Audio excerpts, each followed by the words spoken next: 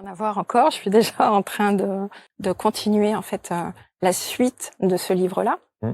Ce qui m'étonne encore, ça va être vraiment la manière de procéder, c'est-à-dire que avec les guides, par exemple avec cette dame-là, donc on a fait passer donc son cousin du coup ensemble. On a parlé de la problématique qu'elle avait, on a fait un travail dessus et donc on a fait le travail toutes les deux. Et en fait, je me rends compte qu'il n'y a pas un protocole spécifique pour faire passer une âme, etc.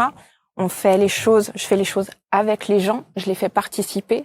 Pour moi, je me considère pas comme ce qui est souvent le cas pour les gens, un peu comme une baguette magique. Prends, fais, et moi je vais être tranquille, je vais être libérée de tout ça.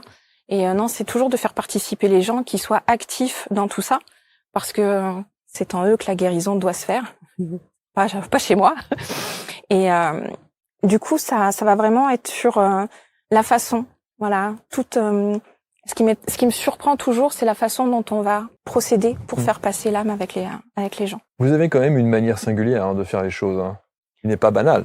Non, mais c'est toujours simple, fluide, léger, tout le monde comprend, c'est jamais des trucs qui durent 15 plombes, qui comprennent pas, ou qu'il faut invoquer tel... Non, rien de tout ça. Est-ce que dans vos ressentis, dans votre médiumnité, vous mettez entre guillemets certaines censures, c'est-à-dire que lorsque vous êtes face à quelqu'un qui vous consulte et que le défunt arrive, si ce défunt vous donne une information, mais vous sentez que cette information n'est pas nécessairement bonne à dire, est-ce que